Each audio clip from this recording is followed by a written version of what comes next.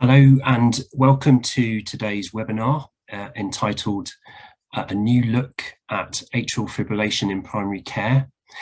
We're also going to be talking about the University of Birmingham sponsored clinical trial running in general practices across England called Dare to Think, which is investigating the relationship between AF and vascular dementia and cognitive decline, and whether earlier DOAC use can potentially reduce this risk.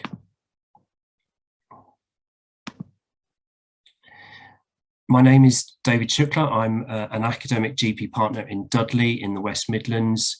I'm Director for Primary Care Research for the West Midlands Clinical Research Network and a co-chief investigator on the University of Birmingham's Dare to Think trial. I'm delighted to be joined today by not just one, but two global cardiology giants with enormous expertise and experience in atrial fibrillation, Professor John Camm and Professor Dipak Kotecha, and they'll be presenting to us in a moment. John will be covering the topic of which patients would benefit from cardiology review. Dipak is going to be outlining more about the links between AF and vascular dementia. I'd like to make a small plea at this point. Most of what we're presenting today and nearly everything that we know about AF is derived from high quality research undertaken across the NHS and other healthcare settings across the world. We've seen the importance of high quality research being undertaken over the pandemic, and the UK is really at the forefront of that research drive. When we attend our CPD and update sessions, evidence and new learning is presented, and that relies on a good evidence base, many of which is taken from research work undertaken in primary care. I know many of you working in primary care will already be involved in research studies, but if you are not, please do reach out to your research active primary care colleagues around you, or contact your local clinical research network, or CRN for short, or your nearest university's Applied Health Research Institute or primary care department, and find out what's on offer, find out what studies you can run in your practice, what studies can your patients participate in. Research is the only way that we find how we're going to find new answers to daily clinical problems that we face, and it's only with the support of NHS clinicians and staff who facilitate this in their daily work and clinical practice that we are able to support a solid research evidence base. So huge thanks to you if you're already a research active practice and support your patients by offering the opportunities to participate in research. And if you're not, please do give it consideration. And that offer is open to all members of the primary care team, not just GPs, but our nurses, pharmacists, and other members too. So as we know, AF is the most common sustained cardiac arrhythmia, affecting about 2.5% of the general population. There's a large amount of AF that goes undetected in the community. Some estimate this as high as 500,000 people in the UK. And obviously this is of huge concern due to the increased stroke risk from AF. AF increases the risk of stroke on average by about 5-fold. AF associated with considerable morbidity, mortality. 1 in 5 strokes are due to AF. And we know that AF-related strokes are associated with more severe disability. It's currently estimated that around 7,000 strokes and 2,000 premature deaths could be avoided each year in the UK with more appropriate use of effective anticoagulation in patients with atrial fibrillation. The optimal use of long-term anticoagulants reduces the risk of stroke in patients with AF, yet only about 45% of eligible patients are actually taking these drugs. Also, despite anticoags being shown to reduce stroke rates in older people by 50% compared with aspirin, some of these patients are still prescribed aspirin. So as GPs or anyone working in primary care, we find ourselves having to navigate these priorities, perspectives, resources to meet the needs of individual patients. This will often include judicious use of diagnostic testing, thoughtful use of the novel therapeutic agents and procedures, and providing access to secondary care where necessary, and John will cover this in more detail in his presentation. The incidence of AF is increasing, mainly in the older age groups, but this would appear to be only partly due to population aging. The prevalence is expected to double in the next few decades. On the right-hand side of this slide, the lower blue line is the expected increase in the UK population, and the red line is the almost exponential increase in AF that is predicted. We're familiar with the natural history of AF being quite variable, but tending to follow a progression from silent AF through to paroxysmal, to more persistent, and then perhaps chronic pattern over time. It's quite difficult to characterize the true burden of this arrhythmia because so much AF results in no symptoms. Screening remains a controversial area. Currently, most national screening committees advise against systematic screening programs. NICE recommend that screening is done opportunistically on certain high-risk patients with a pulse check and in those with symptoms. So it can be useful to use the CHADS-VAS score as a reminder of those who may benefit from pulse check screening. So the next time you have your 65-year-old or older diabetic, hypertensive, heart failure, heart disease patient sat in front of you, consider checking their pulse. Opportunistic radial pulse assessment in primary care is easy. It's at least easier when the patient is sat in front of you and not on the end of a phone, as is more often the case since 2 years ago, when a telephone triage first model became the norm in primary care. Studies have shown detection of an irregular radial pulse has a high sensitivity of 94% and specificity of 72% for diagnosis of AF. And this is why opportunistic pulse palpation continues to be recommended for AF detection.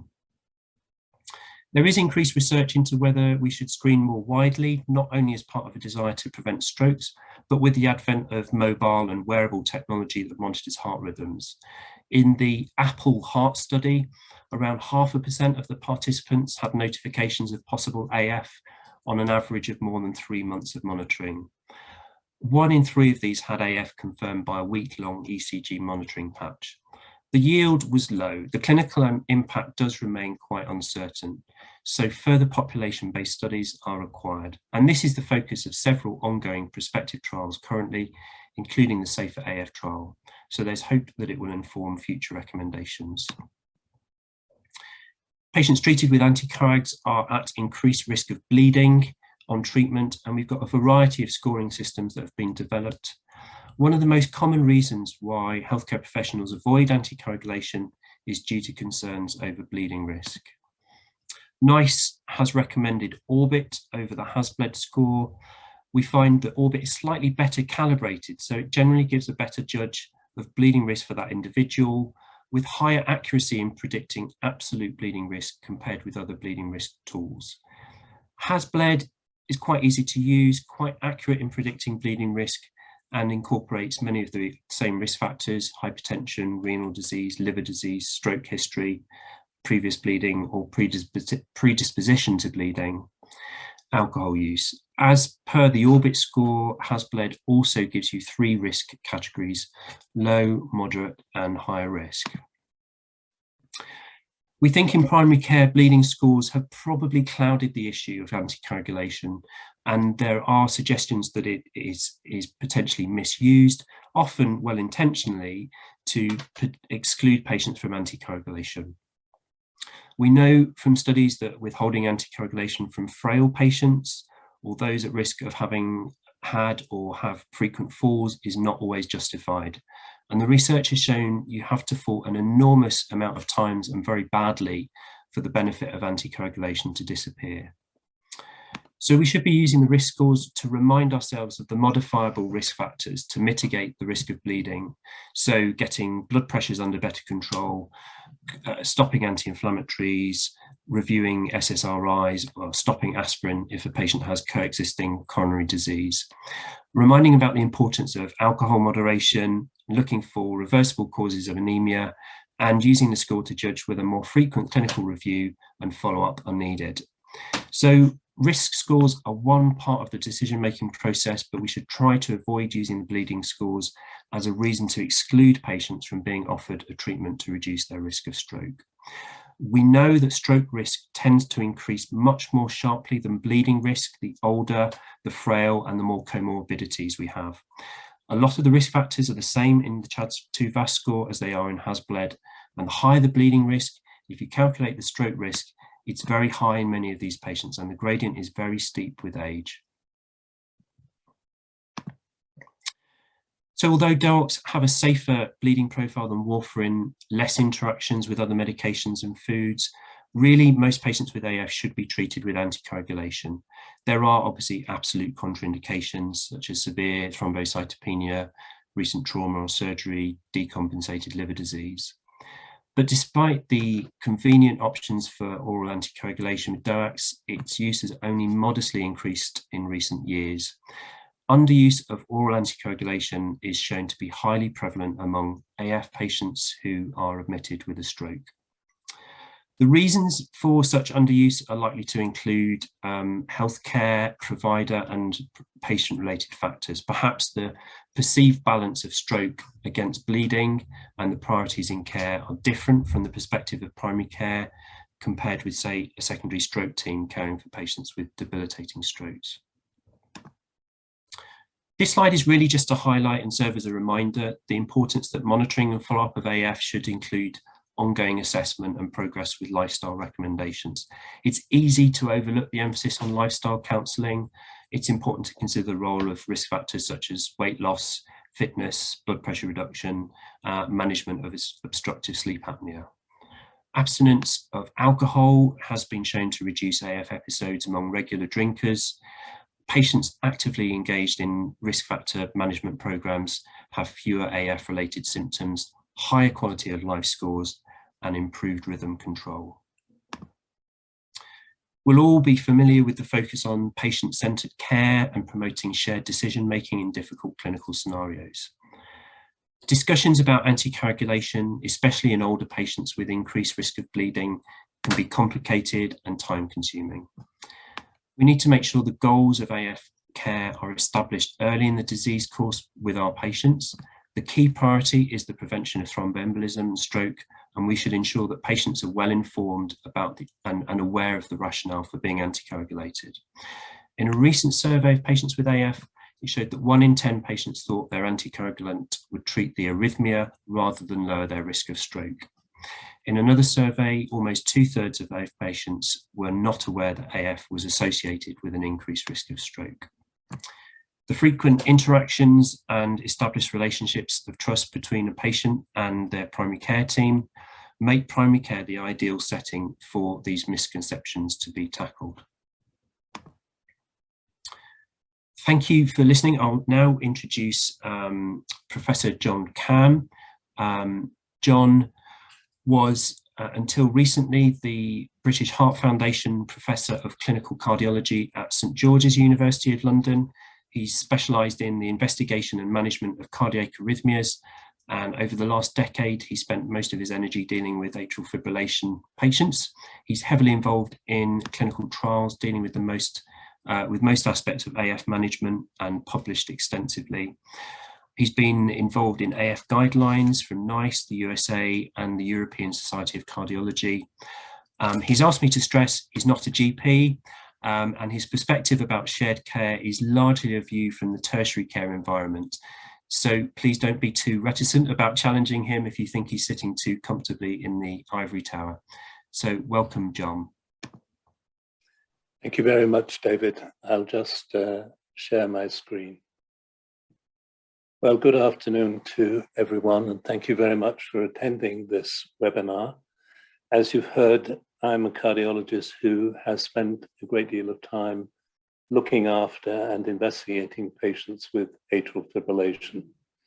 I think we all understand that this is a common arrhythmia, but perhaps one statistic which really stands out is that 1 out of 3 adults will eventually suffer atrial fibrillation during their lifetime. 1 out of 3. And currently there are almost 50 million people in the world with atrial fibrillation. We all understand that atrial fibrillation is due to chaotic atrial activity due to a variety of mechanisms. And some of these chaotic impulses do pass through the AV node and eventually will reach the ventricle. The ventricles will therefore also develop an irregular rhythm, and it's often described as irregularly irregular. often atrial fibrillation is detected because somebody, the patient or a doctor or somebody involved in screening for atrial fibrillation, takes the pulse and finds that it is irregular. The majority of irregular pulses are due to atrial fibrillation, but of course we do need to have an ECG to document the atrial fibrillation.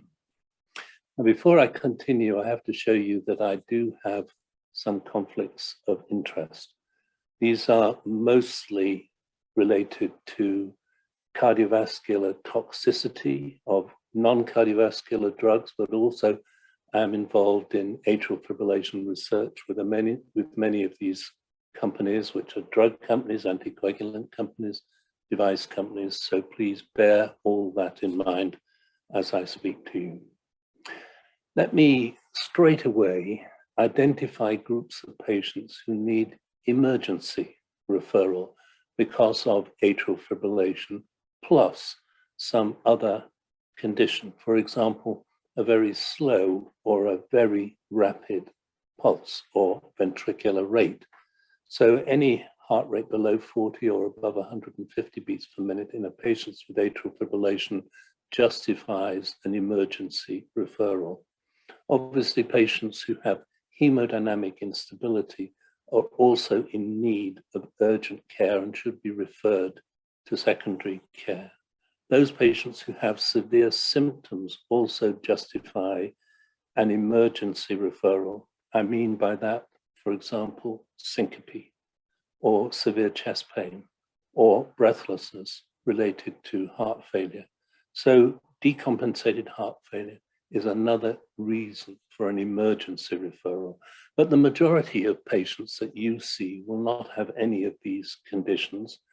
They may not be symptomatic at all, or they may have some symptoms of palpitations or complain of an irregular pulse, or of course, many of them will have no symptoms at all, virtually asymptomatic in many cases.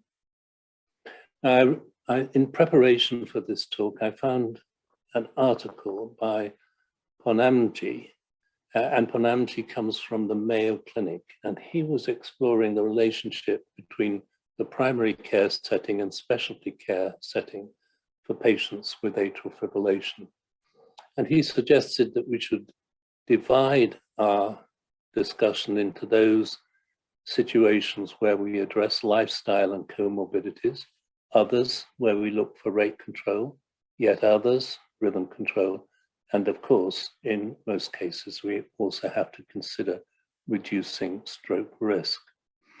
He did point out that most of the integrated and more holistic care will be centered on primary care rather than in the hospital, but the hospital specialists and the multidisciplinary teams in the hospital can also contribute to the integrated care of patients with atrial fibrillation. Now, this is an illustration from a recent European Society of Cardiology guideline on atrial fibrillation, and it points out those lifestyle and comorbidities that often need attention in patients with atrial fibrillation.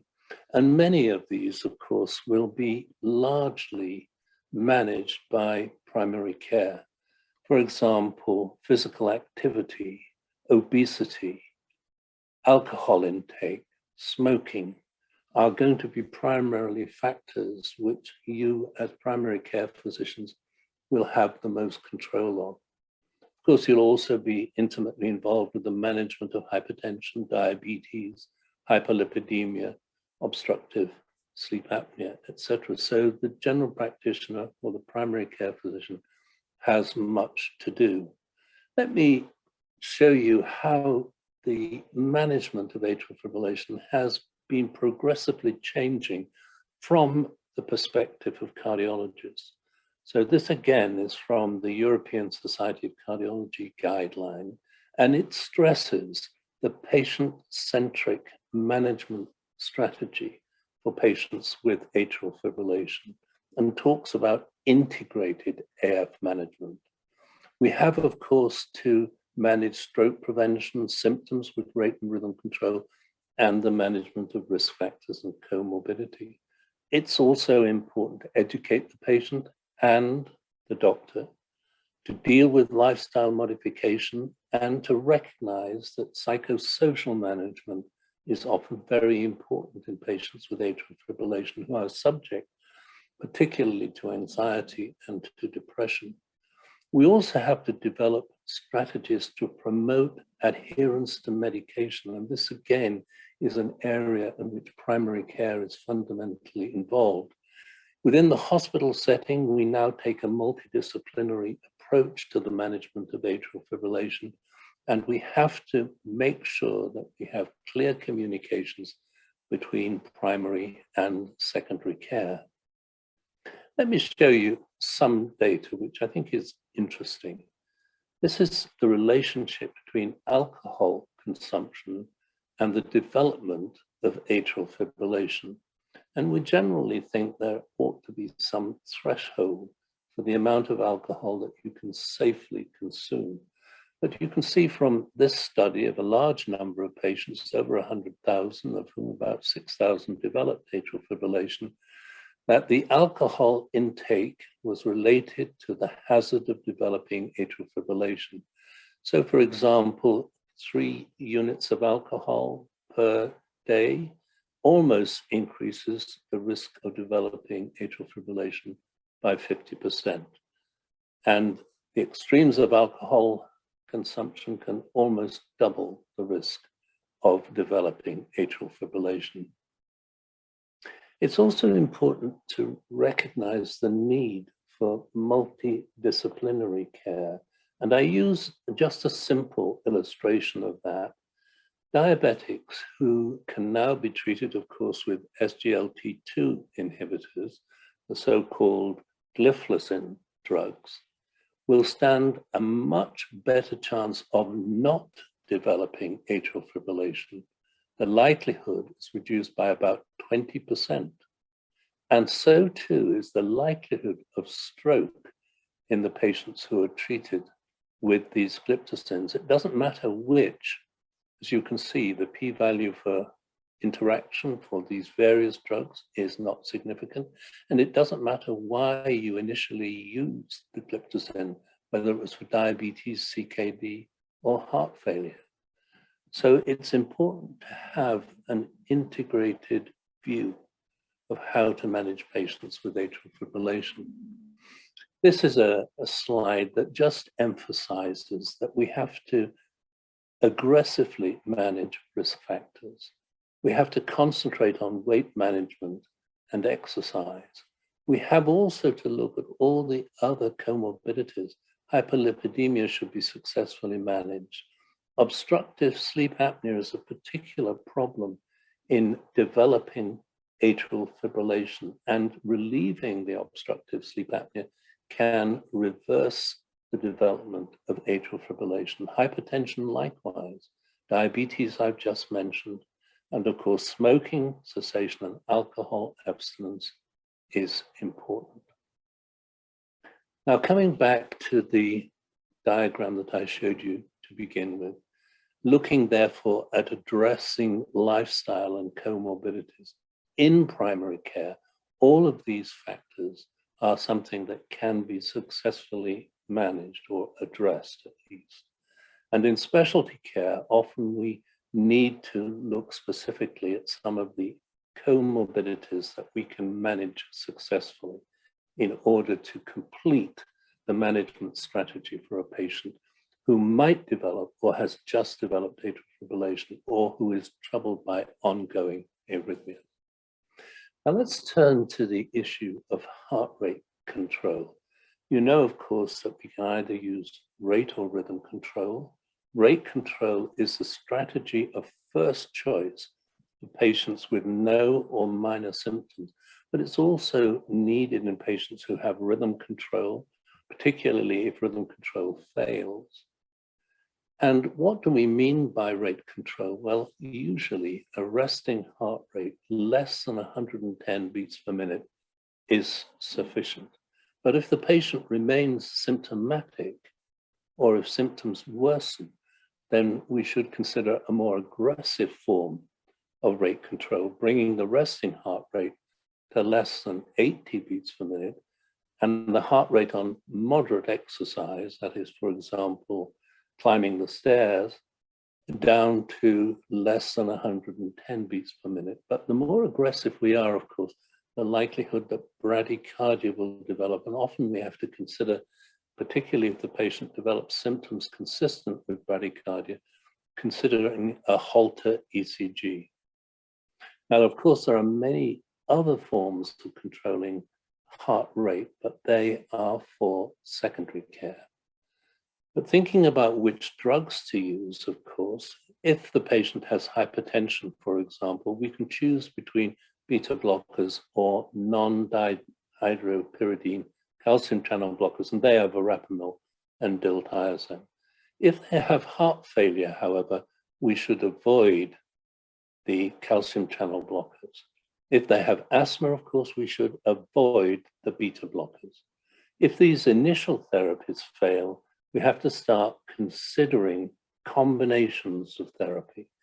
And for example, in patients who have heart failure, because we don't want to use the non-dihydropyridine calcium channel blockers, we sometimes are required to think of using amiodarone for rate control. Now, you'll all be familiar with that drug. It's highly toxic, difficult to manage, and it really is something for secondary care to consider very carefully before recommending.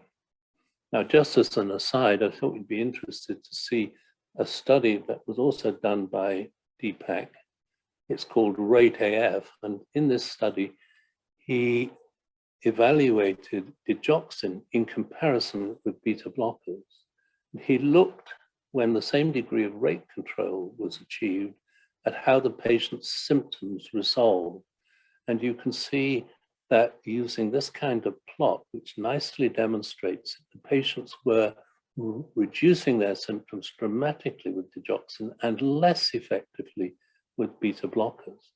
So here you see the results in terms of improvement in the patient's symptoms, very dramatic with digoxin, less so with beta blockers, and this persists and even improves as time goes by.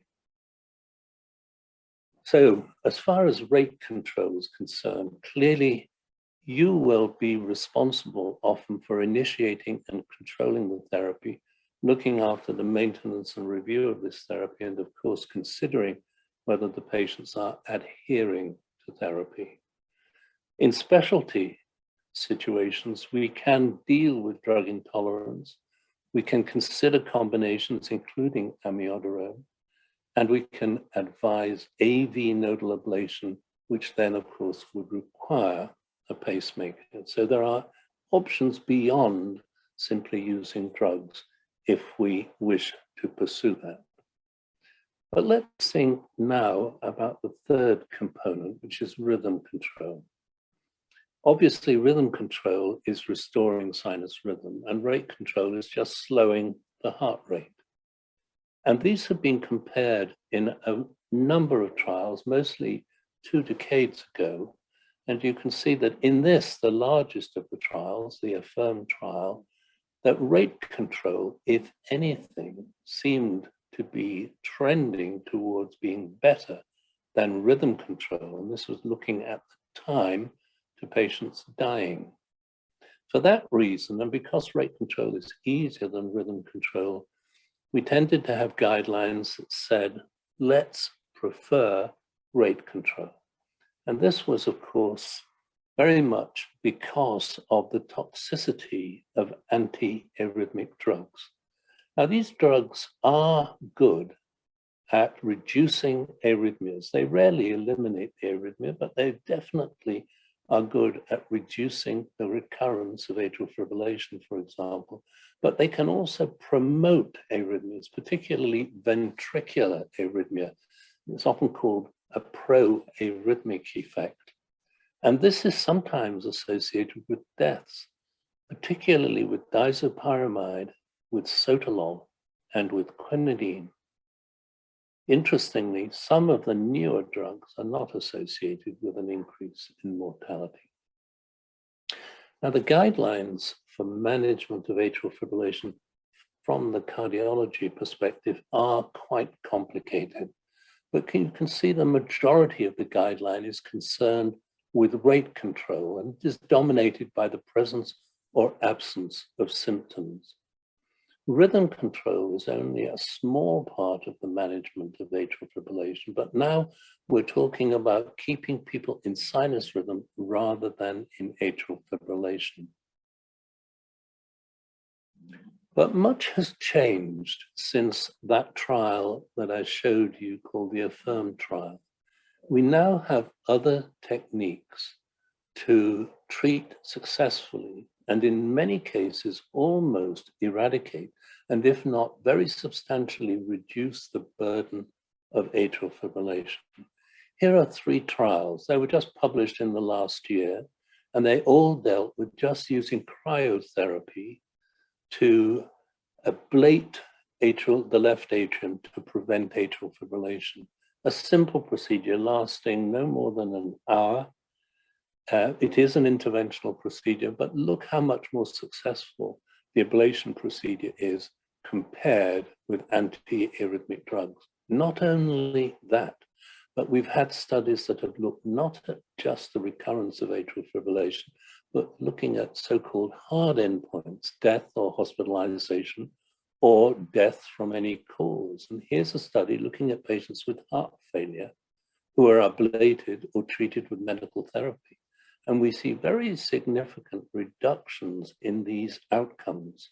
Even death from any cause, as you can see, was almost 50% reduced by using an ablation technique rather than medical therapy over a 5-year period.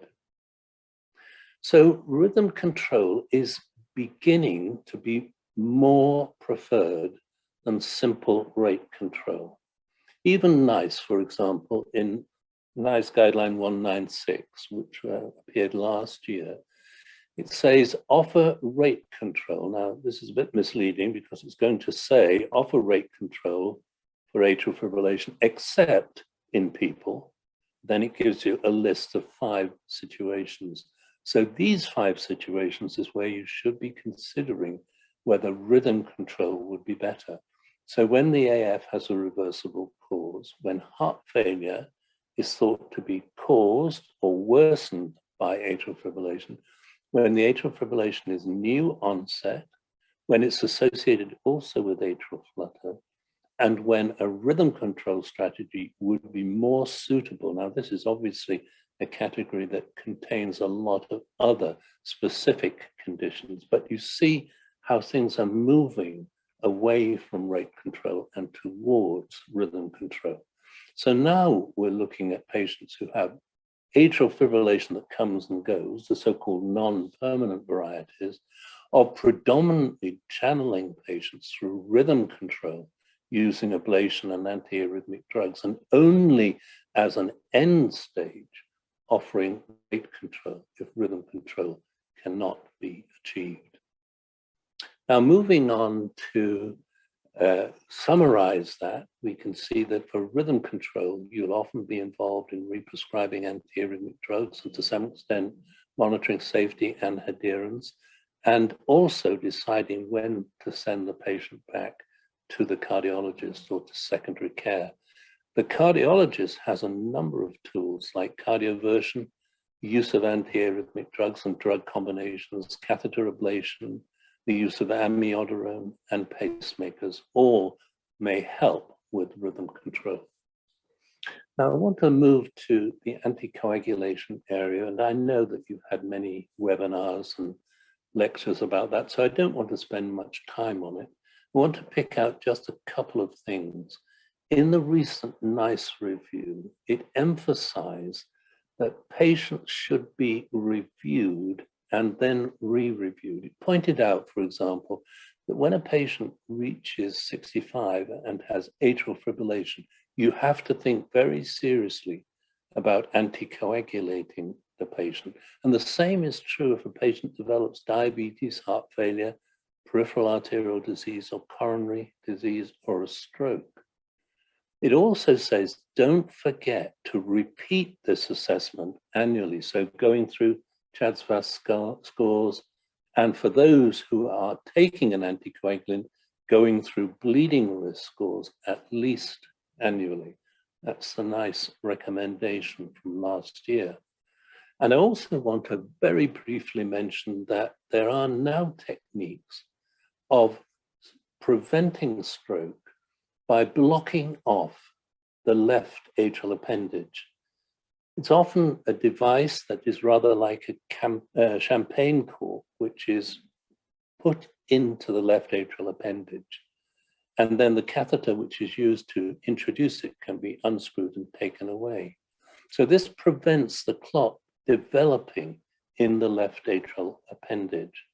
Now, this is a technique which again is very simple and becoming more and more used. It's particularly good if patients have had bleeding complications from anticoagulants or have a definite risk of major bleeds. For example, people who have cerebral amyloid angiopathy, and for patients who don't take their oral anticoagulants, who can't be encouraged to stick with their medicines. So a new technique, but becoming commonly applied. So again, using the same scheme, there are many issues that are in the control of primary care, particularly considering drug-drug interactions, for example. But again, secondary care have other tools that can be applied when the management in primary care is not successful. Now, I want to turn just very briefly to an issue that David raised at the beginning of his talk, and that is the finding of atrial fibrillation on telephones or on watches or on rings, or detecting it from a blood pressure measuring machine and so on and so forth. When you monitor continuously, for example, with an Apple phone, you will find lots of atrial fibrillation, often very brief episodes, and the total burden of the atrial fibrillation is pretty small. It might be only minutes per year, for example. Whereas if you just do a single estimate of finding on an ECG atrial fibrillation, it implies the atrial fibrillation is much more common, much more burdensome. Therefore, we know that when we find atrial fibrillation, we have to consider stroke risk, which will be pretty high, although we won't find very much atrial fibrillation. If we use these techniques, we'll find lots of atrial fibrillation, but many of it will not require management of stroke risk because it doesn't constitute a risk of stroke. So this is a new area. We're all going to be deluged with patients at every level of the healthcare system who found atrial fibrillation one way or another. But beware, they shouldn't automatically be anticoagulated. You have to think about how to manage them. Almost certainly, you have to devise some way of finding out whether they have, quote, clinical atrial fibrillation, a sufficient burden to justify treatment. Now, there are many specific individual situations in which patients either need further evaluation, or they should be considered for rhythm control, or they need an alternative therapy. I've listed them here. I don't want to go through them, reading them one by one, but there is an important interface between primary and secondary care. And we must realize that atrial fibrillation is not what I learned when I was a medical student a good many years ago, that atrial fibrillation is an alternative normal rhythm. We know it's not normal, that it is associated with a very high complication rate, and that it does need active management. So thank you very much for listening to me. Just a note that NICE, or the quality standards, suggest that if patients continue to have symptoms, think about referring the patient to secondary care. Thank you.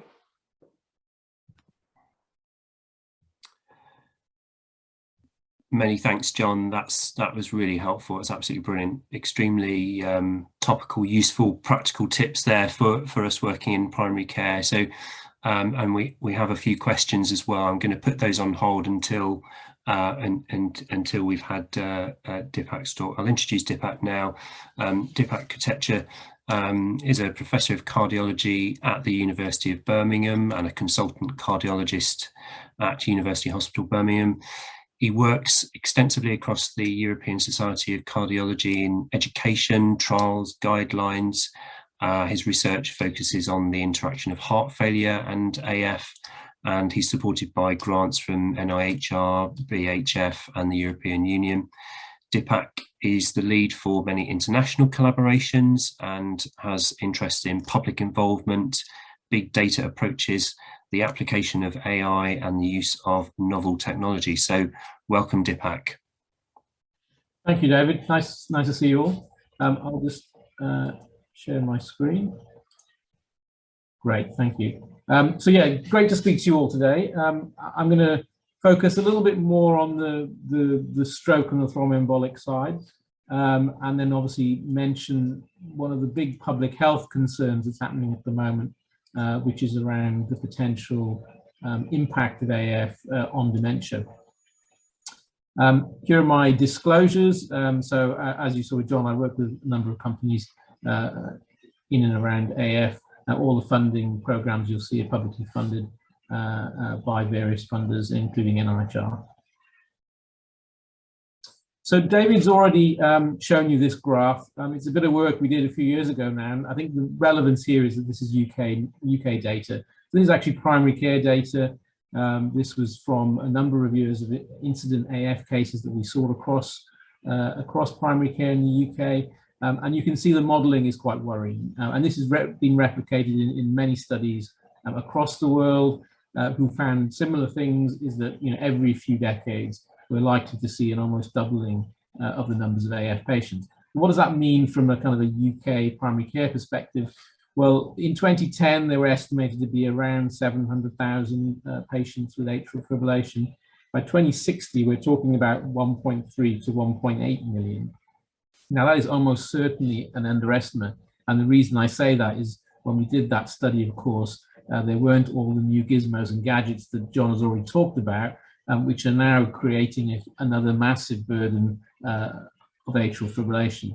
So undoubtedly, from an NHS perspective, this is a problem. And AF is what I would call a mortality multiplier. So it doesn't really matter what other conditions you have. It seems to be a link to higher death and higher adverse event rates. So even adjusted for other comorbidities, the range in the studies for AF compared to non-AF is that the rate of death is between 1.5 to 3.5 times the rate of death in patients without AF. And as David mentioned, we've got particular interest in heart failure. These are studies where the patients have not only AF, but also a type of heart failure, which is incredibly common. And in fact, probably the majority of patients with AF would have this if we could diagnose it properly. This is heart failure with preserved ejection fraction. And you can see the kind of mortality rates across all of these studies. We've kind of summarized them in that red line there. So at about 2 years, you're talking about 20% are dead. And by 4 years, you're talking about 45%. Now that is more than most cancers. In fact, it's worse than the average cancer statistics for the UK. So this is a big element of atrial fibrillation that's probably forgotten about, is this association with mortality. But of course, there are other important things, and those have been already picked up by David and John. There's a real patient impact. And this is a study that our patient team actually led and designed and ran here locally in Birmingham, where they looked at patients with atrial fibrillation who were breathless, and they assessed their quality of life. And you can see the different domains of quality of life. And in blue is the sort of AF patients that have AF all the time. And it's actually quite a substantial reduction in quality of life, even, for example, if you compare it to the average person with long-standing illness in the UK. The only area of quality of life that wasn't impacted upon in AF, in this and other studies, was mental health. Everything else is a lot poorer with these patients. Of course, the thing we focus most on with AF, and rightly so, is the association with thromboembolic disease. And we talk a lot about stroke. Stroke is obviously very important. I'll come on to it in a minute, but it's not just the only part of this. And of course, there's this triad that's the fact in AF, where you have stagnant blood flow, and I'll show you a case example of that.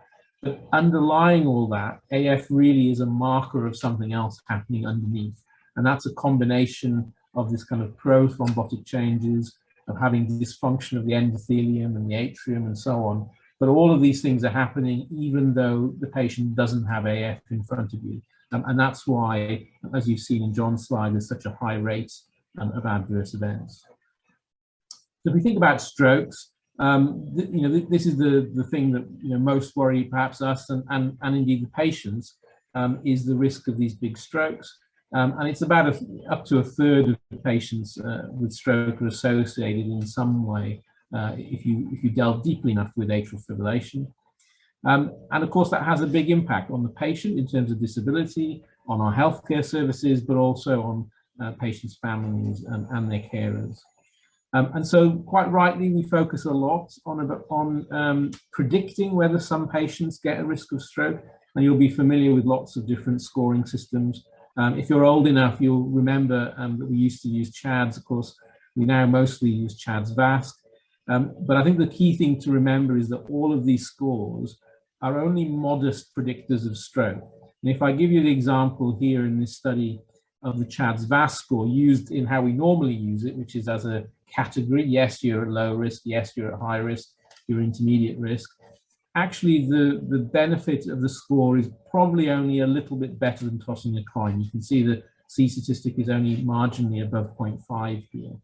So we have to bear in mind there are other risk factors that underlie strokes and thromboembolic disease in patients with AF. And as David was mentioning, we need to take a very holistic view of each patient individually.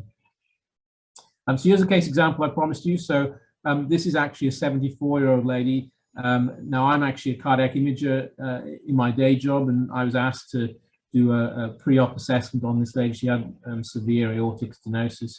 And for the people with keen eyes, you can see the left ventricular muscle here, I'll see if I can get my laser pointer, is quite thick. And what I'm pointing out here is the left atrial appendage. This is a blind ending sac in the heart. And you can see in this patient, it's contracting really nicely, and we can do flow measurements and so on. And all of those suggested that her left atrial appendage is working normally. She's been in sinus rhythm. She's never had any history or any ECG that suggested AF. So she turns up to her operative day, and she was noted to have AF on an ECG. So I performed another transesophageal echocardiogram on the table while the patient was about to have her surgery, and you can see this giant thrombus arising from the left atrial appendage. And it just goes to show actually what impact the combination of factors underlying AF can have on this. If I show you the 3D image of this blood clot, you can appreciate why strokes in AF are much more disabling. They often lead to death or significant need, for example, for going to nursing homes. They're very friable. They can shed parts of the thrombus very easily. Now that's the tip of the iceberg, though, really. I think what we're missing in all of our clinical risk assessments is something else, which is not these big clots that go up to the brain, but actually the small little ones. And just to mention, it's not only the left atrial appendage that can have clotting. Because AF is a pro-thrombotic inflammatory condition, you can get clot elsewhere as well. And what can happen is that these small blood clots can go up to the brain and gradually cause cerebral damage. And that's probably why AF is associated with cognitive impairment as well as frank dementia. And we're seeing that being a particular interest now of research around how we can identify and manage this risk. Just to give you some context of that, if you look at AF patients who are aged 60 years, now this is a group of patients who were actually attending for an ablation, so relatively low risk if you would like, 8% of those actually already had a silent brain infarct if you do a brain MRI. And up to half of them already had these sorts of white matter changes, which you can see on the brain MRI on the left. Just a decade later, a third of patients already have brain infarct. Now, by the way, these are all patients without having a stroke in the past, but 99%, so nearly all of them, have these changes. So even within that short space of time, we've already missed the opportunity to prevent vascular dementia. And you'll be aware, of course, that most of the scoring systems would only start anticoagulation in some patients over 65, but in most patients over 75. So you're already reaching the point where you've missed that opportunity to reduce this risk. And of course, you could argue that the impact of vascular dementia is even greater than that of a single stroke, particularly for the patient, particularly for the costs, not just for the NHS, but of course, predominantly in social care, and of course for families, and again, not just the carers, but extended families who have to take time off work and so on to care with their loved ones. And that is all contributing to what we're seeing as a real public health crisis. And not just in our country, of course, this is happening everywhere as populations age, but this real focus on the fact that dementia is going to dramatically increase and affect all of our health services. One question that arose, and I think John picked this up really nicely, is what constitutes really that AF? Now, I'm not going to talk about the burden of AF, John's covered that, but sometimes we often get asked by our primary care colleagues, you know, what does this type of AF mean that they should be anticoagulated and so on? And one particular area that's grown recently is this idea of resolved AF. And some of you will have seen this paper by our team in Birmingham actually, in the BMJ, where they looked at, in UK primary care data, about those patients who've been coded with resolved AF. And you can see that actually the stroke risk is almost double those who don't have AF. So even this kind of resolved code in the medical record is associated with a high risk of stroke and thromboembolism. The other area is around transient AF. And so, for example, I use the example here of people who have AF post-operatively. Well, if you look at regular AF, so this is AF that's been diagnosed clinically as John laid out, regardless of whether you're looking at primary or secondary care, stroke and mortality rates are elevated. But actually, if you look at those with transient AF, so what you might expect to just go away and not have any problems, actually their risk of stroke and mortality is the same, if anything, a bit higher. So I think these are particular new findings that are occurring across the spectrum of research. The AF is really an underlying condition. What you see is the rhythm in front of you, and it might well be intermittent, is just really a clue as to what's going on in the patient underneath. And as I said, there's this thromboinflammatory mix that's happening, which gives them a much higher risk of developing blood clots. So all that's great, but can we actually prevent dementia in patients with AF? Well, the answer to that is we don't yet know. There are some clues. This is a big observational cohort study in Sweden. Now, I would caution here, I mean, it looks as though, of course, that if you get an anticoagulant in red here, and you're on it for most of the time, then compared to those patients who never had an anticoagulant, maybe the risk of dementia is much lower, maybe even half lower. But of course, we have to be really careful with observational data over time.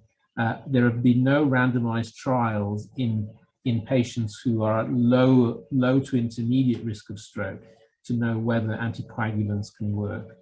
And the caution I would give you is one with digoxin. So if you look at all of the observational data for digoxin, and this is a meta-analysis we performed with every single study, you can see the combined numbers are almost 1 million over many decades. You can see that actually digoxin looks like it kills you. In fact, the hazard goes up to about a 2-fold increase in that confidence interval. But of course, if you start to get to the real truth around it, and in the randomized trials, you see no difference in mortality if you compare digoxin versus control. So this is all about bias. This is all about different types of bias. And in particular, the fact that in clinical practice, we only give digoxin to sicker patients. So that's what really leads to that 2-fold increase in presumed death. It's not real. In the same way, of course, that could very much account for the fact that anticoagulant use is associated with lower dementia risk in the study in the left, simply because clinicians are more likely to prescribe it into those groups of patients. So we can't use this to determine whether we should be giving anticoagulants in clinical practice, at least to those who currently have a low risk of stroke that you wouldn't anyway anticoagulate. What we do have, though, is a very different landscape, and both John and David touched on this, is that actually we're in a different scenario than we were even 10 years ago. We know that warfarin patients we didn't like, there was a lot of bleeding risks. The new direct oral anticoagulants are not only more effective at reducing thromboembolism, but they're safer. And in fact, the DOACs have a 50% lower risk of brain hemorrhage than warfarin, which is a real reason, I think, why they're being much more widely prescribed. The other area is around minor bleeding, and in fact, the newer drugs also have a much lower risk of minor bleeding, so they're more favored by patients. And I think one thing that we're learning is that the true risks of bleeding out in the community are actually extremely low. And in many studies, the risk of aspirin on bleeding is higher or the same as the risk of anticoagulants. So you may say, well, that's great. Why are we not doing a randomized trial? Well, the question is it's difficult. And the reason it's difficult, of course, is these patients are often in the community. And so what we've tried to do in Dare to Think, and this is really where we need your help and assistance, is to really design a system that can work in primary care, that can hopefully help primary care to do high quality research without causing impact on NHS staff. So we've designed a whole trial system which tries to remove all of the elements of pain that people have when doing clinical trials, and also the pain that patients and people who are taking part in research have, using all the new tech that's around in order to help process that situation. So Dare to Think is really a completely new idea around doing a remote randomized trial that helps use all of the infrastructure we have in the NHS to run cost-efficient clinical trials. And we've used that approach, designed that around this particular question, around can we then see if oral anticoagulants, the new ones, the DOACs, can actually reduce the number of patients who get blood clots in this kind of low risk group with atrial fibrillation, but also can we then in the longer term actually reduce the risk of cognitive decline and then hopefully reduce the impact on vascular dementia. So Dare to Think has already started, and David will, I'm sure, give us some more information on that. But the way it works is that we can screen through the medical records, so currently around 13.5 million patients. We can identify to general practice staff who in their practice might be eligible on our automated criteria, so reducing the time that primary care staff have to spend. It's all remote, so patients don't even have to come to the surgery. You can do online or telephone visits. They can enroll themselves, they can consent through their mobile phones. GPs and practice staff can randomize within the system very quickly and easily. Drugs can be prescribed using the usual EMIS systems without any worry about where the drug is coming from, where it's funded from. This is all on the back of NIHR and NHS funding. And then very easily is the follow-up. There is no visit whatsoever. There's no case report forms. All of the information is taken from the NHS records, both primary and secondary care nationally, and the patient, we again use their mobile phones and their devices at their own homes to assess their quality of life and their cognitive function. And we can even cut down the effort is needed by primary care staff to monitor adverse events.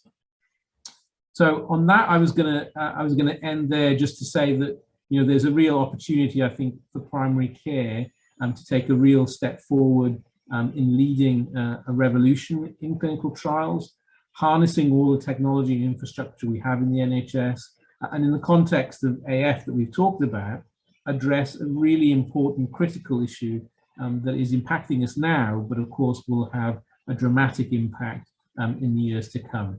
And with our patient engagement team and with all of you helping, we're really hoping to have much better outcomes for these patients, and of course a better outcome for the NHS and UK social care. Thank you very much.